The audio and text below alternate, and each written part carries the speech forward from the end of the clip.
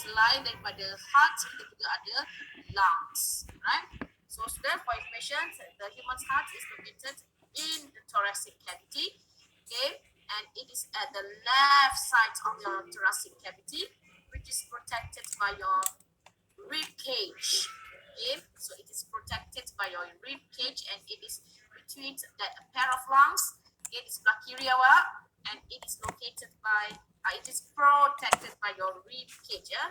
Jadi rib cage, tulang, selain daripada tulang berfungsi untuk menghasilkan pergerakan, fungsi lain tulang adalah untuk memberi perlindungan pada organ-organ dalaman, contohnya pada jantung tadi, ya. Ada yang mau masuk lagi ni? Ya, masuk orang ni. Kan? Okay, jadi bersama mana jantung kita ni? Akan tanya jantung kita ni bersama mana, ya? Kalau nak tahu bersama mana jantung awak, ialah sebesar your fist. What is fist? Bosan betul lah bila seorang Penumbuk.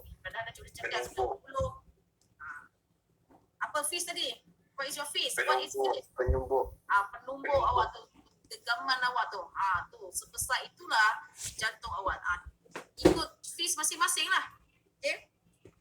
Okay, and as you can see from the diagram, okay, diagram putih ataupun diagram yang cukup tunjuk ni, our human heart is in the cone shape, ya, berbentuk seperti cone, ya. Cone tu orang kata macam segitiga lah, berbentuk macam segitiga, ya. Okay, so apa yang penting kita tahu tentang jantung ni, ya, Pak Fajar. So student, for your information, the heart consists of 4 chambers. There are 4 chambers in human's heart. Okay, 2 upper chambers and 2 lower chambers. So chambers tu adalah ruang, ya. So ada 4 ruang, 2 ruang di bahagian atas, 2 ruang di bahagian bawah. Okay, so that 2 upper chambers. Okay, and then the heart is divided into 2 sides. Okay, we have the right sides and also we have that left sides.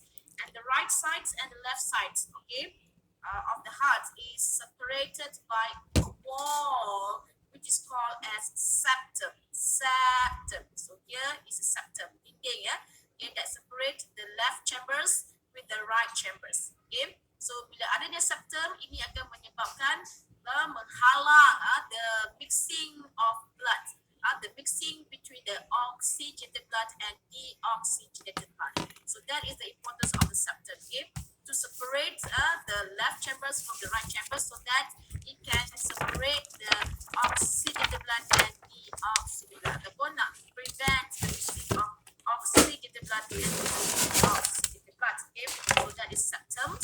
Okay, next kita ada chambers tadi tersebut, the upper chambers and the lower chambers.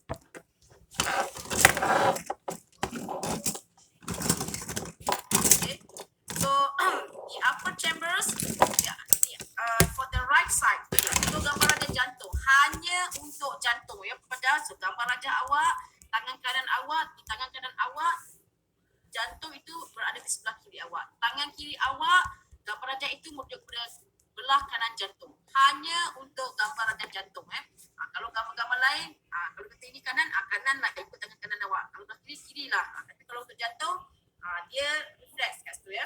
Okay, so belah sini disebut sebagai right side, and here we have the left side. Okay, so for the right side, the upper part, the upper chamber is called right atrium.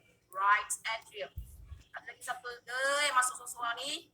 Dengan betul lah cikgu ni. Dah, sampai ni kita terima dah. Hantar dulu kat luar. Okay, so we have that right atrium. Okay, so this part is called right atrium. Atrium sebelah kanan. Kalau awak baca buku dulu, okay, the atrium is also called as auricle. Auricle. A-U-R-I-C-L-E. Auricle. So that is also atrium. Nama baru atrium. Nama lama auricle. Benda yang serupa je, ya. Okay, so what are the functions of the right atrium? So it receives deoxygenated blood from the vena cava. So this is the vena cava. So vena cava kita di bahagian atas dan bahagian bawah. So di bahagian atas jantung, it is called as superior vena cava. bahagian bawah jantung, it is called as inferior vena cava. Okay, so vena cava yang datang daripada bawah jantung, it is called inferior vena cava. From the upper part of the heart called superior vena cava. So as we know, vena cava is a vein, so it carry or transport deoxygenated blood from the body cell towards the heart. So from here, the blood, the oxygen blood is channeled into the right atrium of the heart. So right atrium berfungsi to receive deoxygenated blood from the vena cava. Okay, below the right atrium, we have the right ventricle. So the right ventricle received deoxygenated blood from the right atrium. And between these two chambers, there is a valve. Okay, we have a valve here. Okay, so that valve is called as a tricuspid valve. Tricuspid valve. Okay, so secara umum kita tahu bahawa the valve berfungsi to prevent the blood flow of the blood ataupun to ensure the blood flow in one direction. But for this case, okay, kalau gambar ada cikgu kata ini adalah darah apa daripada mana ke mana, so kita fokuskan jawapan awak, spesifikkan apa fungsi valve tu. Tak boleh bagi jawapan umum untuk mengelakkan darah berat mata badai, untuk memasukkan darah berat saja. Itu umum untuk semua valve. Tricuspid valve, so as you can see, it is located here between the right atrium and the left, between the right atrium and also the right ventricle. So dalam dua chambers ni dia mengandungi darah deoxygenated blood. So that the tricuspid valve berfungsi to prevent the backflow of deoxygenated blood from the right ventricle back to the right atrium. Ataupun in other words, we can say that the tricuspid valve berfungsi to ensure one-way directions of the deoxygenated blood flow from the right atrium to the right ventricle. Faham ke tak faham dia sebut ni? Kelas? Faham cikgu. Catat. Nanti keluar exam, awak bagi jawapan umum, pangkal besar. Okay? Okay. Okay, that's for the valve. Okay? Okay, next we move to the left side of the heart. Okay? At the upper part, we have that left atrium. Okay? And the lower part, we have that left ventricle. Okay, baca. So, seperti atrium sebelah kanan, atrium sebelah kiri juga menerima darah. Okay, so darah datang dari mana? Darah that comes from the left ataupun from the pulmonary veins. So left atrium receives blood transported by pulmonary veins, which is from the lungs back to the heart. So that the left atrium receives oxygenated blood from the pulmonary veins. Okay. So sebelah kiri mengandungi darah yang beroksigen, which the blood comes from the lungs. So daripada lung maksudnya telah berlakunya gaseous exchange di situ ya. Okay, so when the left atrium contracts, oxygenated blood is pushed into downwards, okay, into the left ventricle. So left ventricle receive oxygenated blood from the left atrium. Okay. Okay, and between the left atriums and the left ventricle, there is also presence of a valve. Okay, we have valve here, and that valve is called bicuspid valve. Bicuspid valve. Okay, so what are the functions of the bicuspid valve, class? Prevent backflow of oxygenated blood from left ventricle to left atrium. Yes, correct. Okay, or in other words, you can say to ensure the oxy blood flows in one direction from the left atrium into the left ventricle. Correct. Okay, catat ya. Okay, so macam mana kita nak bezakan antara dua valve ni? Kalau cikgu label, ini valve bernama tricuspid valve, that one bernama bicuspid valve. Okay, so kita catat macam mana nak ingat, nanti jangan tersalah label. Ini cara-cara nak mengingat apa dia? Aduh mak.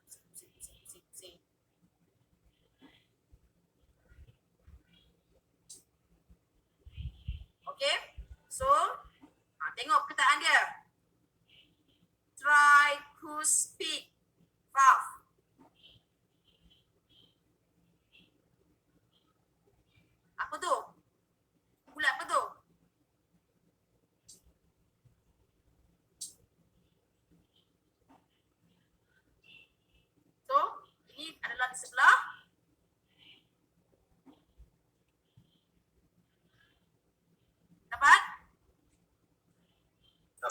dapat Okay. baca. So tricuspid valve, tri ada RI. So this valve is located at the right side of the heart. So it is at the right, between the right atrium and the right ventricle.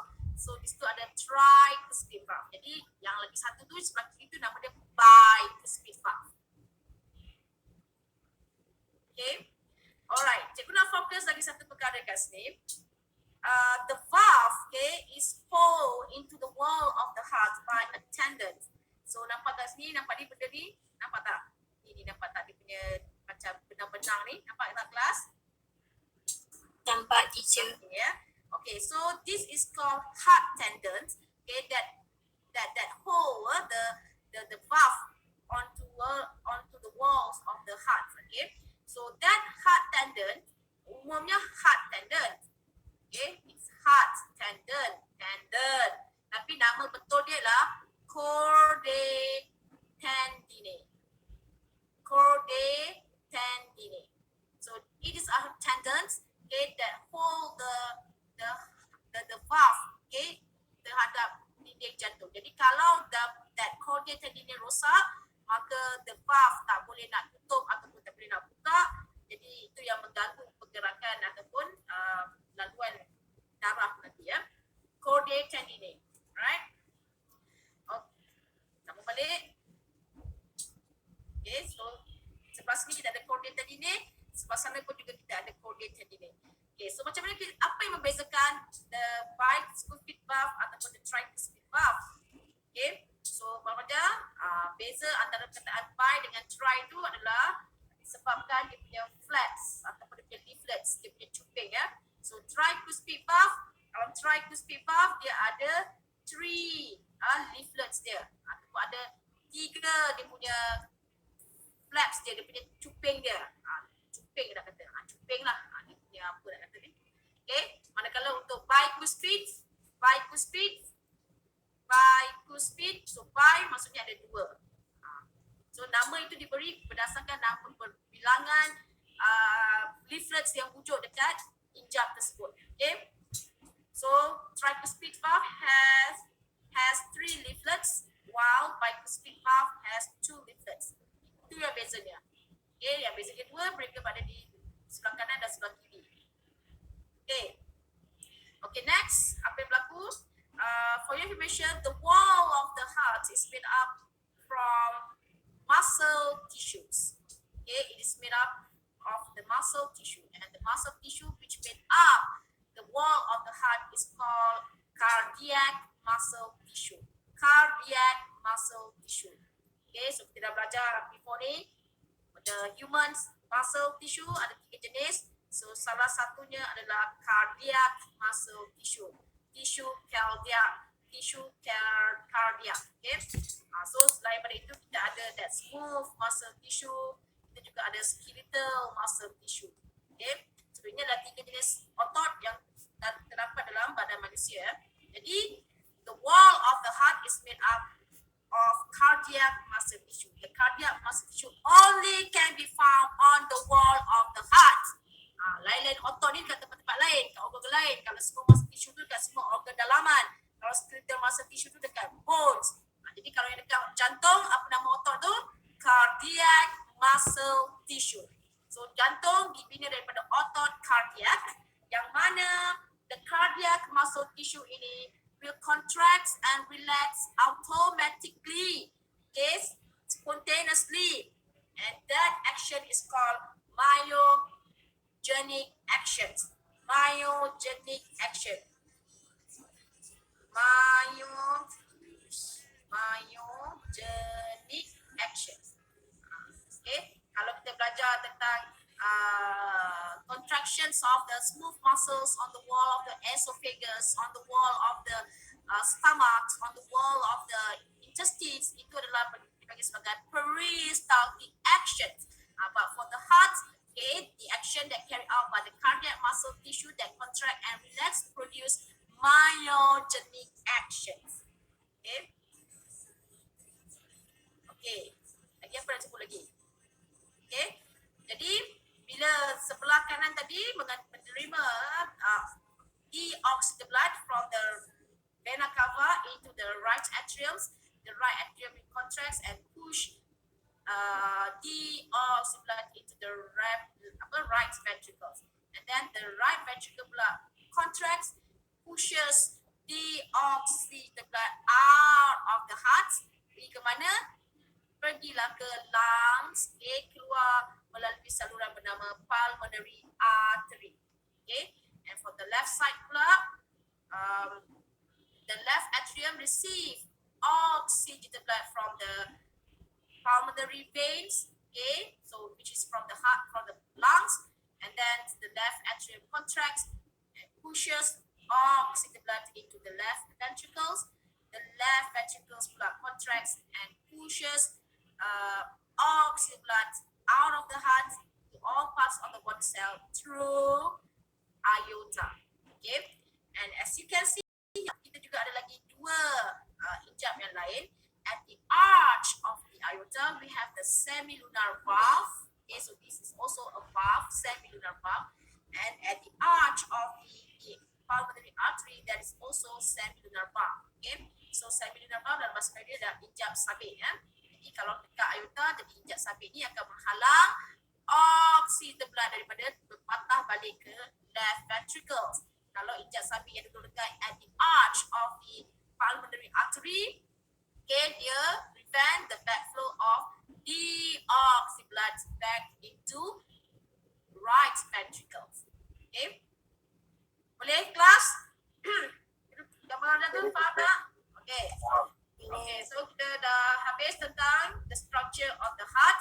Okay, now kita masuk kepada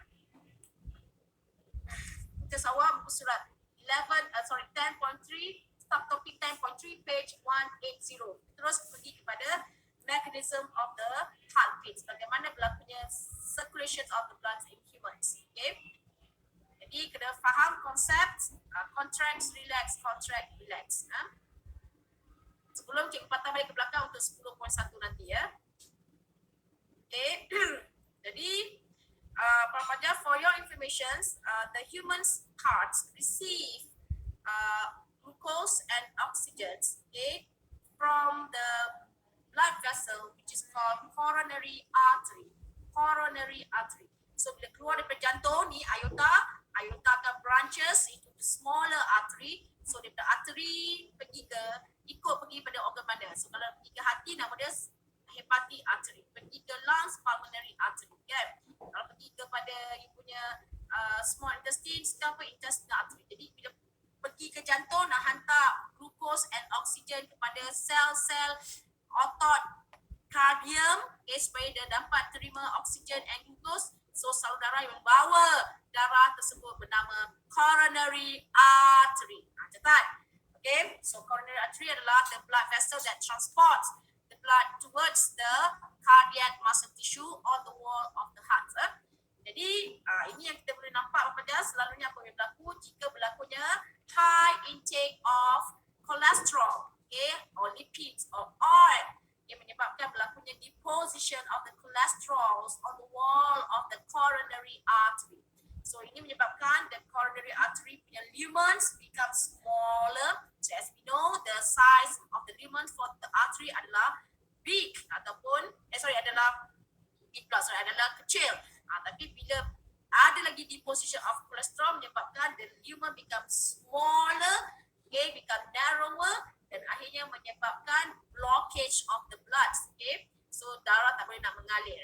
So bila darah tak boleh nak mengalir, tak boleh nak sampai kepada sel-sel otot kardium, okay, menyebabkan otot kardium akan menerima kurang oksigen, menerima kurang nutrients ataupun glucose, menyebabkan the rate of the cellular respiration carried out by all the cardiac muscle tissues berkurang, and akhirnya menyebabkan less energy is produced by the cardiac muscle tissues atau cardiac muscle cells ini. So bila kurang tenaga dihasilkan, menyebabkan sel-sel otot kardiak ini mengecut ataupun mengecut dan mengendor, contract and relax dalam keadaan kurang energi ya. Jadi before that, cikgu tahu bahawa bila dah berlakunya blockage ini, fenomena di mana berlakunya block of the artery ataupun the coronary artery due to the depositions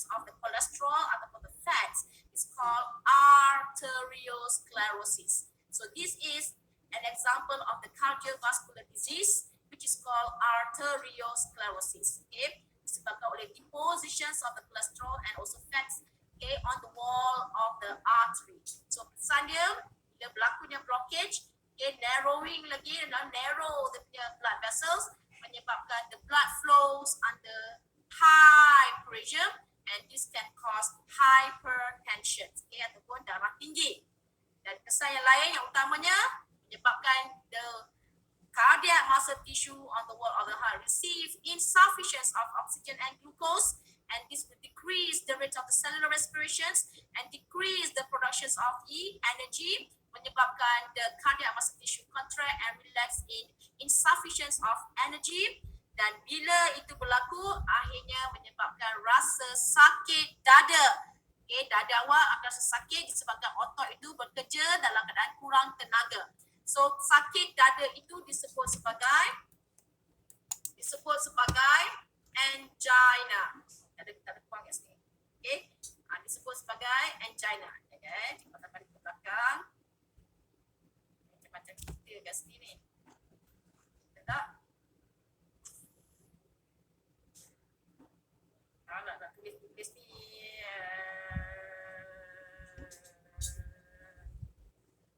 Tak ada kat sini. Jadi boleh lah. Okay. So rasa sakit dada. So sakit dada tu kenapa? Sebab otot-otot jantung tu bekerja dalam keadaan kurang tenaga. Kan? Sakit dada ataupun umumnya disebut sebagai chest pain. Chest pain. Ini nama umum lah. Nama betul dia angina. So angina is also an example of the cardiovascular disease. And daripada itu, bila lama-kelamaan, bila semua otot kardia mati, dah tak cukup tenaga, okay? So, bila dah semua tak boleh bekerja, macam kita lah, tak makan, tak minum, buat kerja, jadi seseorang buruh agaknya, angkat batu dan sebagainya, tak makan, tak minum dan tempoh yang lama, akhirnya kita akan mati kan? Jadi, begitu juga otot kardium ni, kalau otot kardium ni tadi tak dapat tenaga yang cukup, tapi dipaksa juga untuk contract and relax, lama-kelamaan the cardiac muscle cell die. So bila semua cardiac muscle cell die, menyebabkan jantung berhenti to contract and relax, and this cause what we call as heart attack ataupun serangan jantung. Okay, ataupun nama yang lebih tepatnya dipanggil sebagai myocardial infarction. Ini nama-nama penyakit kena hafal juga ni. Okay, myocardial infarction. So ini adalah secara umumnya disebut sebagai heart attack. Okay, so myocardial infarctions, angina, arteriosclerosis, ini semua adalah penyakit-penyakit yang berkaitan dengan cardiovascular disease. Okay, ataupun penyakit-penyakit jantung ya. So, jangan sebut heart disease. Salah, kataan dia cardiovascular disease. Okay, cikgu dah ajar benda ni. Sebenarnya benda ni berada di belakang ya, di surat 187. Tapi cikgu sebut terus sebab perkataan jantung dah nampak semua kan. Okey, kita balik kepada gambar raja. Ni, okey. So ini dia, ini condition berlakunya arteriosclerosis tadi ya. Okey, next kita pergi kepada bagaimana jantung tadi bekerja ya. Okay, so for your questions, the mechanism of the heart beat, okay. The heart beat ini disebabkan the muscle tissue ataupun the cardiac muscle tissue on the wall of the heart tadi contract and relax automatically, okay, which is called myogenic actions. Here, myogenic actions, okay. Okay, and then what can you see here from the diagrams?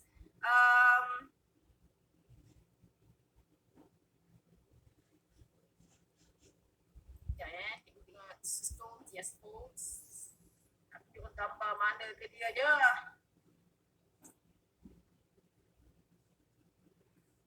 Mana gambar jantung tadi?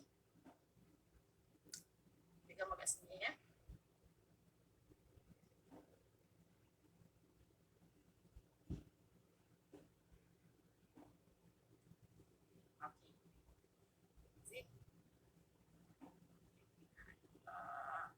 Sorry, kejap. Cikgu tengah cari.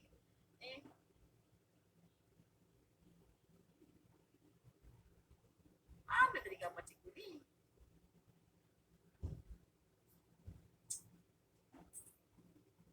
Wah, dapat.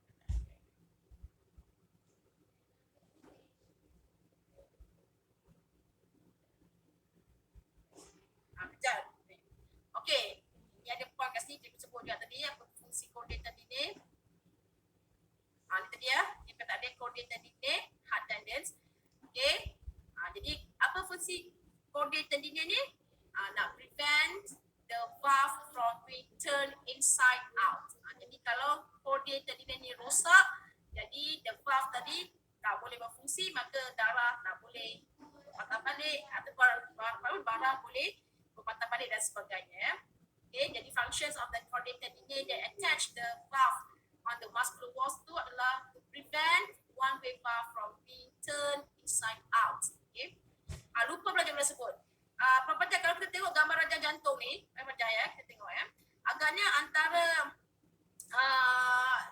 jantung sebelah kanan dengan jantung sebelah kiri. Okay, tengok betul gambar rajah cikgu ni ya.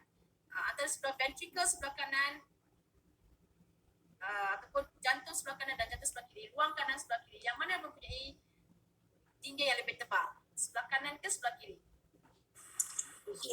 Kiri. Sebelah kiri. Okay. So the left ventricle, okay, the wall of the left ventricle is thicker than the wall of the right ventricle. Kenapa agaknya? Sebab dia nak pump pulsa badan. Okay, yes. Tak pump subat, dan kenapa sebenarnya? Apa kepentingan dinding dia lebih tebal tu? Produce high pressure. To withstand the high pressure. To withstand the high pressure, correct. Okay. So sebelah kiri, okay, as you know tadi, darah keluar dari jantung ke seluruh badan. Jadi maksudnya apa? Tekanan dalam left ventricle much higher compared to the right ventricle. So the pressure in the left ventricle adalah sangat tinggi, so that the blood can be pushed out from the heart to all parts of the body.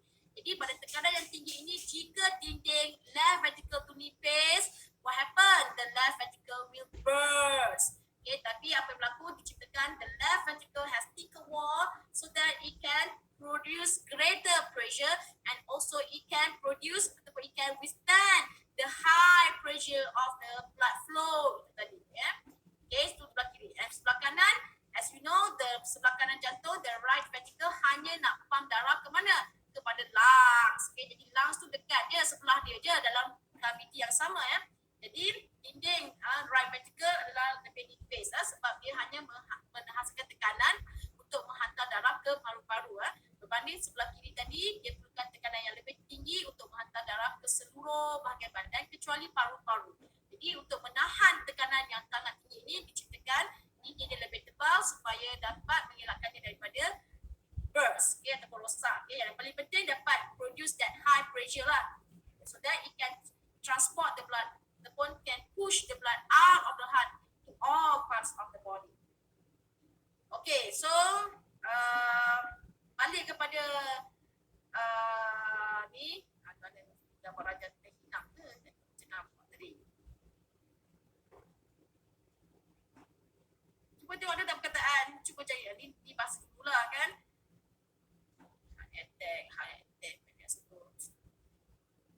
Tak pula. Kita kata balik gambar rajah yang tadi ni lah. Okay. Buku test awak semua orang, tengok page 181. Okay. Alright, so student, for your information, the blood circulation is controlled by two ways ataupun is caused by dua cara. Okay, pertama disebabkan oleh pumping of the heart. And kedua disebabkan oleh contractions of the skeletal muscle around the veins. Itu semua dekat buku test awak tu lah. Okay. Okay. Kita pergi pada satu persatu ya. Jadi peredaran darah disebabkan oleh dua cara. Satu, pengempaman jantung. Kedua, disebabkan oleh pengecutan otot rangka, okay, around the veins. So student, before that saya sebut juga bagaimana valve dalam jantung awak terbuka dan tertutup. Ini disebabkan oleh tekanan ya. Jadi bila berlakunya contraction of the muscles, maka the valve open. So bila valve open, gambar rajah jantung tadi, tengok gambar rajah ni kan. Okay, kalau valve open, barulah darah akan bergerak daripada mana ke mana. And then bila the muscles relax, so the valve close, so that darah daripada bahagian bawah tak boleh patah balik ke bahagian atas, ataupun daripada belah sini right ventricle tak boleh pergi ke right atrium. Bila the valve open and close, so the valve open and close due to the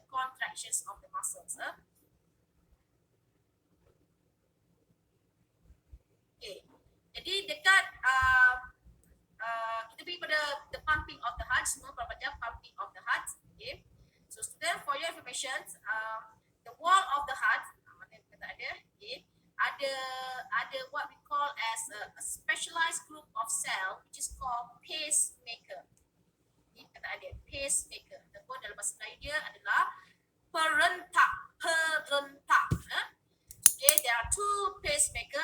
Sebenarnya lebih tepatnya one pacemaker which is called as sinoatrial nodes. Okay, ataupun short form dia SA nodes. Okay, and then we have another nodes that will distribute the wave, okay, which is called atrioventricular nodes. Okay, so the pacemaker adalah the specialized group of tissues on the wall of the heart that initiates the heartbeat. So fungsi pacemaker ini ataupun perentak ini adalah untuk initiates the heartbeat, that generates the heartbeat, that generates the electrical impulse, okay, that stimulates heart beating. Okay, so the pacemaker is called sinoatrial nodes. And di manakah kedudukan sinoatrial nodes? SA node is located on the right wall of the right atriums, okay, on the wall of the right atriums near the entrance of anterior vena cava. Mana bendanya nak sebut ni? Ini jantung, okay. Ini vena cava. Okay, kat sini ada AV nodes. SA node. Sini ya, sebelah kanan jantung. SA nodes. Okay, dan manakala AV nodes, atrioventricular nodes, okay, dia berada di bahagian sebelah kanan juga jantung, okay, di bahagian bawah antara right atrium dengan right ventricle. Tugas awak ada gambar rajah tu, macam tengoklah tu yang bintik biru tu, okay, ada bintik biru kan. Kalau AV node tu dia berada antara right atrium and right ventricle, but for the SA nodes on the entrance